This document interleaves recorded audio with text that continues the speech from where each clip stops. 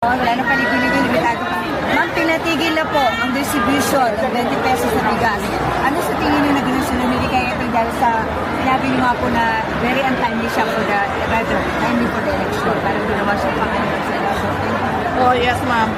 Kaya nga ako nakaitim ngayon, araw na ito sa kampanya namin dahil nalulungkot talaga ako. Naglulungsa ako kasi pinaglalaruan yung mga tao na walang-wala. Pinaglalaruan yung mga mahihirap na hindi lang isang beses, hindi lang dalawa, paulit-ulit na sinasamantala yung desperation, hunger, and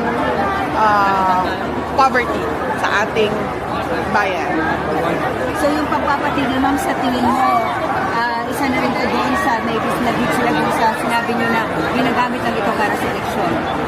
Malamang, ma'am, kasi hindi nila kaya talaga yan ibigay ng totoo yung 20 pesos ang kilo ng bigas.